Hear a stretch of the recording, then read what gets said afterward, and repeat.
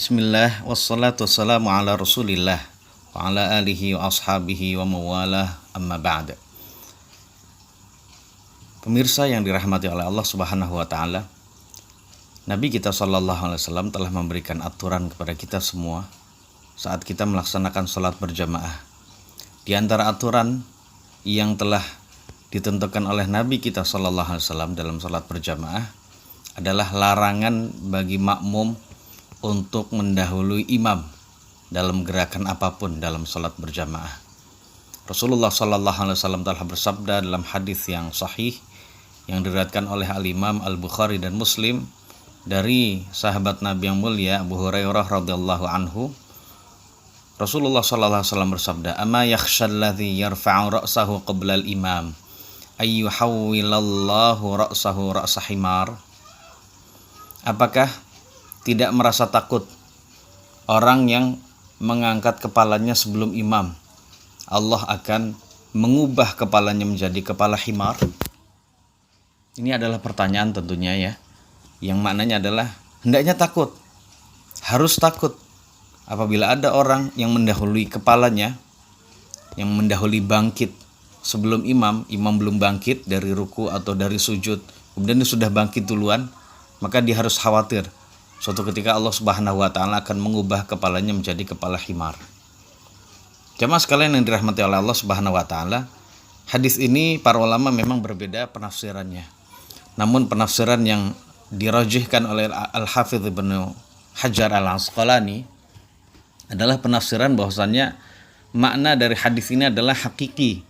Artinya seseorang apabila melanggar larangan Nabi ini, maka dia akan dirubah kepala menjadi kepala himar.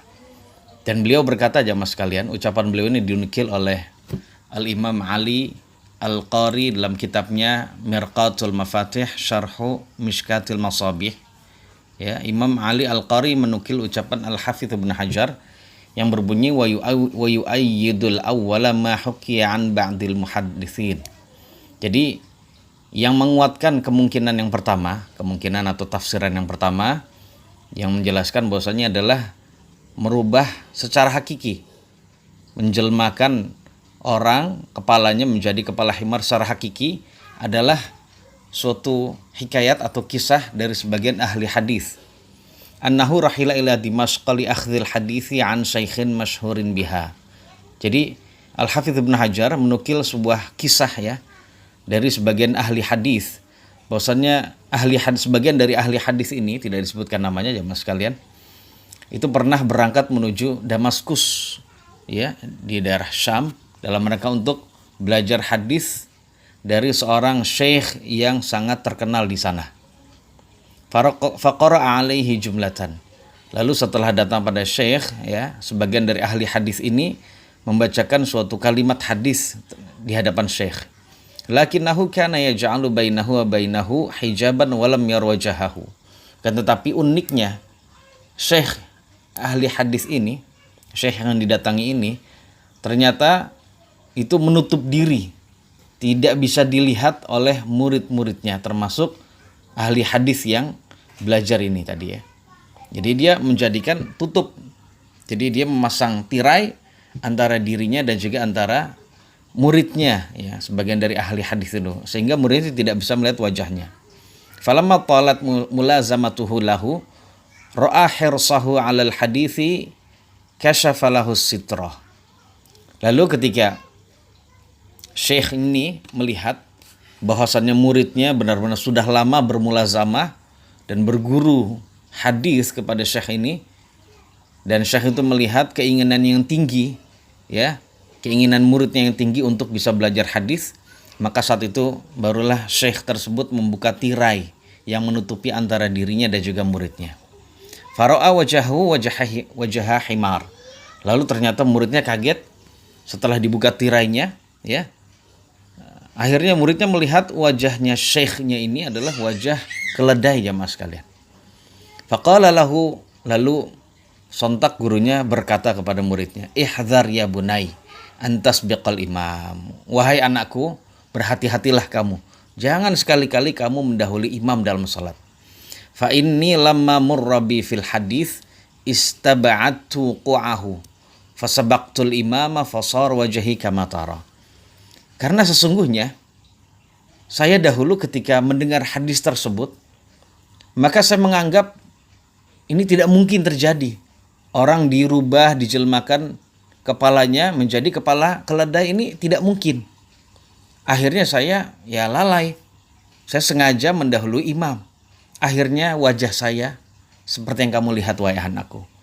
Ya, jamaah sekalian yang dirahmati oleh Allah Subhanahu wa taala, ini adalah suatu kisah yang wallahu a'lam bishawab. Al-Hafidz mengkisahkan demikian ini, ya, tentu saja beliau juga ada sandarannya walaupun kita tidak mengetahuinya. Dan ini sekali lagi walaupun ini adalah kisah yang benar-benar dinukil oleh Al-Imam Ibnu Hajar, ini tentu saja menjadi nasihat bagi kita. Jangan sampai kita termasuk orang yang meremehkan larangan dari Nabi SAW dengan mengatakan bahwa kayaknya nggak mungkin ini terjadi. Ya, ini nggak mungkin terjadi. Akhirnya kita melabrak larangan tersebut, menerjang larangan tersebut, bisa jadi apa yang telah disabdakan Nabi itu benar-benar bisa terwujud. Walaupun sebagian dari ahli hadis atau ahli hadis yang lain jamaah sekalian itu menafsirkan hadis ini adalah maksudnya adalah berupa ancaman yang sangat keras yang bisa Allah berlakukan kepada seseorang yang melanggar larangan Nabi ini di alam kubur atau di neraka. Na'udzubillah, tsumma na'udzubillah. Kemudian jamaah sekalian yang dirahmati oleh Allah Subhanahu wa taala, ada solusi bagi orang yang kerjaannya atau kebiasaannya atau keseringan bagi dia untuk mendahului imam. Jadi mungkin dia masih muda, ya. Kemudian imamnya itu dalam keadaan sudah tua sehingga gerakannya lama. Perlu diingat wahai orang yang keseringan atau membiasakan untuk mendahului imam gerakannya, bahwasannya Anda harus mengetahui bahwasannya tidaklah Anda melakukan demikian melainkan karena tergesa-gesa agar selesai, dan juga karena Anda terpengaruh dan juga terkuasai oleh syaitan. Jadi seperti itu. Dan solusinya jamaah sekalian yang dirahmati oleh Allah Subhanahu wa taala adalah hendaknya seseorang menghadirkan perasaan di dalam hatinya bahwasannya dia tidak akan mungkin bisa salam sebelum imam. Maka tidak ada faedahnya untuk tergesa-gesa, ya, mendahului imam. Sebab di dalam tergesa-gesa sehingga dia mendahului imam ini benar-benar mendapatkan dosa dan juga akan mendapatkan ancaman siksa tersebut. Dan para ulama jamaah sekalian yang dirahmati oleh Allah Subhanahu wa taala, mayoritas ulama berkata bahwasannya orang yang mendahului gerakan imam dia mendapatkan dosa namun salatnya sah. Namun sebagian ulama, ya, itu mengatakan bahwasanya salatnya tidak sah. Hendaknya kita benar-benar menghindari larangan ini agar Allah Subhanahu wa taala benar-benar menyempurnakan ibadah kita yang paling mulia, yaitu ibadah salat. Wallahu a'lam bishawab. Wa sallallahu ala nabiyina Muhammadin wa alihi wa sahbihi wasallam. Wa akhiru da'wana anil hamdulillahi rabbil alamin. Wassalamualaikum warahmatullahi wabarakatuh.